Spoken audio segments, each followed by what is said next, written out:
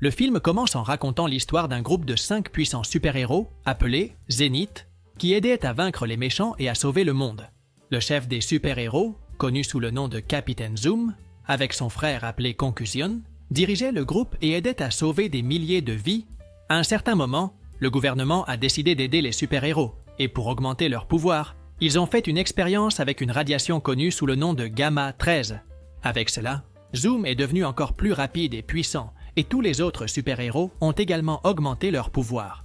Cependant, Concussion a perdu le contrôle en ayant tant de pouvoir et a décidé de se battre contre les héros.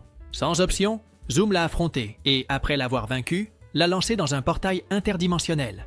30 ans plus tard, un docteur nommé Grant, qui participait au projet Zénith, aperçut une anomalie qui s'approchait et, après plusieurs analyses, a découvert que Concussion était toujours en vie. De plus, Concussion arriverait dans environ 12 jours et quand cela se produira, il voudra se venger de son frère. En se rendant compte de cela, un général nommé Larabi dit qu'il réactivera le projet Zénith et ordonne à Grant de trouver Zoom, car lui seul pourra former une nouvelle équipe de super-héros et vaincre Concussion. Pendant ce temps, Zoom, maintenant sous l'identité de Jack, travaillait dans un atelier de voitures pour pouvoir payer ses dépenses. De plus, ne luttant plus contre des méchants, Zoom a commencé à perdre ses pouvoirs. Mais il utilise le peu qui lui reste pour accomplir certaines tâches. Un matin, alors que Jack utilisait son doigt comme mixeur pour préparer une boisson, il aperçoit au loin une femme. Curieux, Jack sort de l'atelier et observe une voiture s'approchant de la femme. Heureusement, le véhicule ne la heurte pas, mais malgré cela, elle tombe au sol. Inquiet, Jack court pour l'aider et l'emmène dans son atelier. À ce moment-là, le véhicule qui a failli renverser la femme revient et révèle que le docteur Grant était à l'intérieur. De plus, la femme se présente comme Marsha et dit qu'elle faisait seulement semblant d'avoir été renversée par le véhicule pour attirer l'attention de Jack. Jack est confus, mais le docteur Grant dit qu'il réactive le projet Zénith et lui ordonne de chercher des jeunes avec des pouvoirs et de les entraîner pour sauver le monde. En entendant cela, Jack refuse, car il ne veut pas retourner à la vie de super-héros. Mais Grant l'arrête, disant qu'il est là pour l'emmener, et c'est pourquoi il lui lance une fléchette tranquillisant. De l'autre côté de la ville, une jeune fille nommée Cindy semblait normale, mais peu savait qu'elle avait une super force. Et quand un jeune homme essaie de l'embêter, elle le lance au loin. En plus d'elle, une autre jeune fille, nommée Jones, était également harcelée par quelques camarades à son école, et pour se venger, elle utilise ses pouvoirs pour leur lancer de la nourriture. Toujours à l'école, un jeune homme nommé Dylan avait aussi des pouvoirs. Et quand il a été appelé à écrire quelque chose au tableau, tout le monde est impressionné car il commence à devenir invisible. Enfin, il y a un jeune homme nommé Tucker qui, bien qu'il paraisse normal, pouvait faire grandir toutes les parties de son corps. Plus tard, Jack se réveille et se rend compte qu'il était dans le laboratoire du docteur. Malgré tout cela, Jack avait déjà décidé de ne pas participer au projet Zénith. Mais il change rapidement d'avis lorsque le docteur Grant lui dit qu'il lui donnera 500 000 $.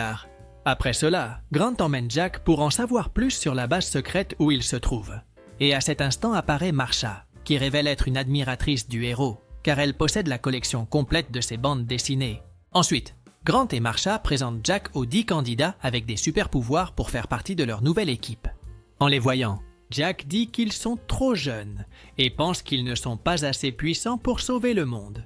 Cependant, Marsha dit que leurs études ont rendu obsolète la radiation gamma 13 et qu'elle pourra désormais améliorer les pouvoirs des jeunes de manière plus naturelle. Plus tard, Jack et les autres effectuent une évaluation pour analyser les pouvoirs des jeunes. À ce moment-là, une jeune fille apparaît et montre qu'elle peut cligner des yeux rapidement. Cependant, Jack et ses compagnons ne sont pas impressionnés, donc ils décident de la rejeter. Ensuite, Dylan apparaît et dès qu'il parvient à devenir invisible, il est approuvé. Après l'avoir approuvé, Jack et ses compagnons analysent les pouvoirs de la petite Cindy, qui commence à épeler tout l'alphabet. Jack s'irrite, disant que ce n'est pas un super pouvoir. Mais soudain, Cindy attrape une table et, avec sa force, la lance au loin. En voyant cela, Jack est impressionné et l'approuve également. Enfin, Jones et Tucker montrent leur pouvoir, où la jeune fille démontre qu'elle peut faire léviter des objets avec son esprit, et le jeune homme fait en sorte que plusieurs parties de son corps grandissent en taille. Après que les jeunes ont été sélectionnés, Marsha apparaît et leur dit qu'ils seront entraînés par Jack. Au début, ils pensent que Jack ne pourra pas les aider à améliorer leurs pouvoirs, car il ne semble pas être un super-héros. Cependant, Marsha leur montre les bandes dessinées qui racontèrent les histoires de Zoom et de son groupe de héros. De plus, Marsha dit que Zoom était le héros le plus puissant qui existait, et qu'il pouvait vaincre tous les méchants avec facilité, ce qui impressionne les jeunes. Pendant ce temps, le général Larrabee se rend compte qu'il ne reste que 8 jours avant l'arrivée de Concussion et dit au docteur Grant que, si les jeunes ne parviennent pas à le vaincre, il libérera la radiation gamma 13 pour les rendre encore plus puissants sans se soucier des conséquences. Revenant aux jeunes, ils se réunissent avec Jack, car ils voulaient savoir si les histoires racontées dans les bandes dessinées étaient vraies. Cependant, Jack révèle qu'il n'est plus un super-héros et que les héros n'existent pas, ce qui attriste les jeunes. Plus tard, Cindy commence son entraînement et parvient à soulever plus de 5 tonnes avec sa super force. En voyant cela, Marsha est impressionné, mais à ce moment-là, Jack l'insulte pour porter une robe de princesse. Immédiatement, Cindy se met en colère et lance un des blocs, qu'elle soulevait vers Jack. Ensuite, Jones entraîne également ses pouvoirs et parvient à faire léviter plusieurs bonbons. Peu de temps après, Dylan apparaît et se met au travail. Et il devient invisible, mais profitant du fait que personne ne le voyait, il s'échappe. Le suivant à entraîner ses pouvoirs était Tucker, mais Jack et Marsha se rendent compte qu'ils ne voulaient pas participer. C'est pourquoi ils parlent tous les deux avec Tucker, et le jeune homme révèle qu'il se sent peu sûr de lui et qu'il ne peut pas libérer ses pouvoirs tout seul. Cependant, Jack l'insulte, disant qu'il ne veut pas montrer ses pouvoirs par paresse. En entendant cela, Tucker se met en colère et étend rapidement son corps pour attaquer Jack. Plus tard, Jack parle avec Marsha et lui dit qu'il n'a pas de sens d'entraîner les jeunes et de leur faire croire qu'ils seront de vrais héros. Curieuse, Marsha demande à Jack ce qui est arrivé au héros qui apparaît dans les bandes dessinées.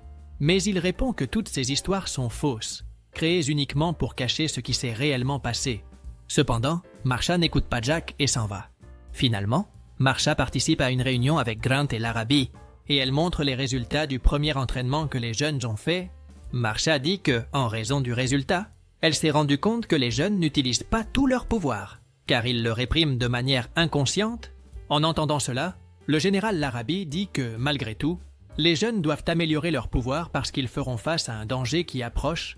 Curieuse, Marsha demande quel type de danger c'est. Mais avant qu'il ne puisse répondre, Jack apparaît et interrompt la réunion. Jack demande au général quel type de danger ils affrontent, mais le rabbin ne répond pas et demande aux gardes de l'emmener. Le lendemain, les entraînements continuent, mais au lieu de leur apprendre à utiliser leurs pouvoirs, Jack les entraîne à jouer à un sport. Quand vient le tour de Cindy, elle lance une balle avec tant de force qu'elle casse la vitre de l'endroit. Plus tard, le docteur Grant emmène Jack et sa nouvelle équipe à son laboratoire, où il leur montre un robot appelé Peb, qui dans le passé était l'assistant de l'équipe Zénith. Jack est heureux de revoir le robot et lui demande de les emmener à l'endroit où se trouvait le vaisseau de la base secrète. Peu de temps après, le groupe arrive à l'endroit où se trouvait le vaisseau et ils sont impressionnés, car il ressemblait à une soucoupe volante. Après cela, Jack emmène le groupe faire un tour. Mais lorsque Tucker essaie de prendre le contrôle, le vaisseau devient incontrôlable. Heureusement, Tucker apprend à contrôler le vaisseau et tente d'enlever un animal, mais Jack lui demande de ne pas le faire. Peu après, Tucker dit qu'il a faim et Jack lui demande de garer le vaisseau près d'une cafétéria. À leur arrivée sur place, un employé note la commande de Jack et du groupe. Mais lorsqu'il va leur livrer la nourriture, il est impressionné de voir une soucoupe volante. Pendant ce temps, Marsha voit une nouvelle à la télévision, où un employé a vu un vaisseau spatial commandant de la nourriture. Et c'est pourquoi elle se fâche contre Jack. Dès que Jack et les jeunes arrivent à la base, Marsha apparaît et parle avec lui. Marsha se montre contrariée, disant à Jack qu'il devrait entraîner les jeunes et non les emmener en promenade. Cependant, Jack essaye de la calmer et lui offre un hamburger, mais Marsha révèle qu'elle est végétarienne. Plus tard, dans la nuit, alors que Jack dormait, Cindy apparaît et le réveille en disant qu'elle a fait un cauchemar. C'est pourquoi Cindy lui demande si elle peut dormir à côté de lui. Mais Jack refuse et la renvoie. Voyant que Cindy commençait à se sentir triste, Jack lui permet de dormir sur le canapé. Cependant, Marsha commence à traîner le canapé vers l'endroit où se trouve Jack, car elle veut dormir à côté de lui. Le lendemain, les entraînements continuent et les jeunes sont emmenés dans une salle. Mais encore une fois, Dylan devient invisible et s'échappe pour ne pas participer à l'entraînement.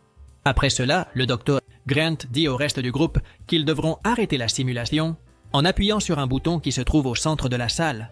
Pensant que ce serait une tâche facile, Tucker essaie d'appuyer sur le bouton, mais soudain, plusieurs machines lancent de petites balles de peinture sur le groupe. C'est pourquoi le groupe n'arrive pas à appuyer sur le bouton et sort de la simulation.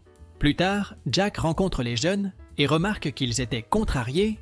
À ce moment-là, Jones dit que personne à la base ne se soucie de ce qui leur arrive et dit à Jack qu'il devrait les entraîner correctement. Curieuse, Cindy demande s'il se soucie du groupe, mais Jack ne répond pas. Après cela, Jack rencontre Dylan, qui était emprisonné dans une cellule spéciale parce qu'il essayait toujours de s'échapper des entraînements. Jack parle avec lui et lui raconte qu'il a été recruté, dans le passé avec son frère, pour entraîner ses compétences et devenir un super-héros. Cependant, lorsqu'il commence à parler de son frère, Jack commence à se sentir mal à l'aise et quitte l'endroit. Pendant ce temps, le général Larrabee se rend compte qu'il ne reste que 2 jours avant que la concussion n'arrive et commence à s'inquiéter. Revenant à Jack, il parle à nouveau avec Dylan. Jack révèle que lorsqu'il était plus jeune, il a dû recevoir une dose de radiation gamma 13 et c'est ainsi qu'il est devenu puissant. Cependant, Jack dit à Dylan qu'il fera tout son possible pour que lui et les jeunes n'aient pas à passer par là. C'est pourquoi, étant donné que les effets secondaires de la radiation gamma 13 sont très dangereux, après cela, Jack se rend compte que Dylan pourrait avoir un pouvoir secondaire et, pour cette raison, il lui demande de se concentrer et d'utiliser le pouvoir de l'esprit pour savoir où se trouve Jones. Après s'être concentré, Dylan commence à voyager à travers la base par son esprit et voit Jones danser dans sa chambre. Jack est très heureux de ce pouvoir et révèle aux jeunes qu'il sera le leader du groupe. Ensuite, Dylan discute avec Jack et lui demande ce qui est arrivé à l'équipe Zénith. Jack révèle que dans le passé, tous ont été obligés d'utiliser la radiation gamma 13, mais son frère est devenu maléfique et a éliminé tout le monde. De plus, Jack révèle qu'il a été le seul survivant et qu'il a réussi à vaincre Concussion. Dans les jours suivants, Jack reprend les entraînements et se consacre à améliorer les pouvoirs des jeunes. Pendant ce temps, le docteur Grant et le général Larrabee arrivent à un endroit où ils pensent que Concussion apparaîtra.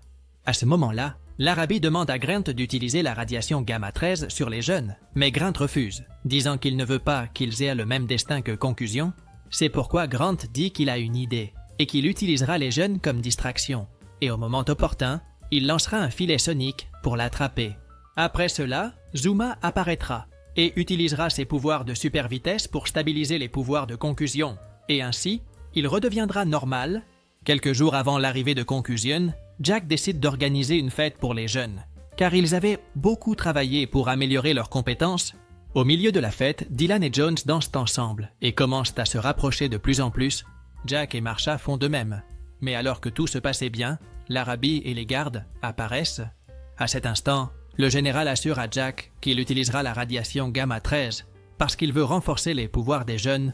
En entendant cela, Jack conçoit un plan pour l'arrêter, car il ne veut pas que les jeunes subissent le même sort que son ancienne équipe. Plus tard, dans la nuit, alors que les jeunes dormaient, Jack apparaît, et après les avoir réveillés, il les emmène dans une pièce secrète. Soudain, à ce moment-là, Dylan commence à utiliser ses pouvoirs pour voir tout ce qui se passait ailleurs. Et lorsqu'il observe la salle où se trouvaient Grant et Larrabee, il découvre que Concussion arrivait. En entendant cela, Jack est impressionné, car il pensait que son frère avait quitté ce monde. Agacé, Jack rencontre Grant et Larrabee et leur demande pourquoi ils ne lui ont pas parlé de Concussion. Larrabee répond à Jack qu'il n'avait pas besoin de savoir au sujet de son frère et qu'il utilisera les jeunes comme héros pour le vaincre. Jack essaie de l'arrêter, mais n'y parvient pas, et les gardes l'enferment dans une cellule spéciale. Peu de temps après, les jeunes commencent à être emmenés dans un endroit où ils seraient exposés à la radiation. Mais pour éviter que cela ne se produise, Marsha révèle qu'elle a des pouvoirs et les utilise pour éloigner les gardes. Ensuite, Marsha et les jeunes libèrent Jack, puis le groupe se dirige vers l'endroit où se trouvait le vaisseau spatial. Après avoir quitté la base, le groupe vole vers l'endroit où apparaîtra Concussion. Comme Concussion est son frère, Jack dit aux autres d'attendre dans le vaisseau, car il résoudra lui-même la situation. Après être sorti du vaisseau, Jack s'approche d'un portail, et peu de temps après, Concussion apparaît. Initialement, Concussion ne reconnaît pas Jack, car il était plus vieux, mais en se rendant compte que c'était son frère, il s'irrite, car Jack l'avait laissé piéger dans une autre dimension. C'est pourquoi Concussion projette Jack au loin avec ses pouvoirs, espérant que son frère ripostera. Cependant, Jack ne fait rien, et Concussion se rend compte qu'il a perdu ses pouvoirs. Profitant de cette opportunité, Concussion le projette à nouveau au loin, avec l'intention d'en finir avec lui. Mais heureusement, les jeunes apparaissent pour aider Jack. De plus, le général et le docteur apparaissent également et lancent le réseau sonique vers le méchant. En voyant le réseau, Concussion se défend et le lance vers Cindy. Pour l'aider, Jack récupère ses pouvoirs de vitesse et sauve rapidement Cindy. Ensuite, Jack court à toute vitesse jusqu'à la base et prend son uniforme pour combattre le méchant. Avec son équipe de héros, Jack fait tout son possible pour vaincre son frère. Dylan devient invisible pour distraire Concussion. tandis que Jones lui lance des pierres. Tucker aide aussi, en lançant le méchant au loin avec son énorme ventre. Et enfin, Cindy frappe concussion avec une tour en métal. Pendant ce temps, Zoom court à toute vitesse et crée un vortex pour piéger le méchant. Peu après, les effets du gamma 13 qui étaient sur concussion disparaissent. Et il redevient normal. À cet instant, Concussion s'excuse pour tout ce qu'il a fait et Jack lui présente sa nouvelle équipe de héros. Dans la scène finale, 3 mois plus tard, les jeunes retrouvent une vie normale, mais continuent d'utiliser leurs pouvoirs pour impressionner tout le monde. Et chaque fois qu'ils le peuvent, ils s'unissent pour combattre de nouveaux méchants. Et ainsi se termine le film. Si tu as aimé cette vidéo, n'oublie pas de t'abonner à la chaîne, de mettre un like et profite pour regarder d'autres résumés incroyables qui sont disponibles pour toi. Je vous dis au revoir pour l'instant et on se voit dans la prochaine vidéo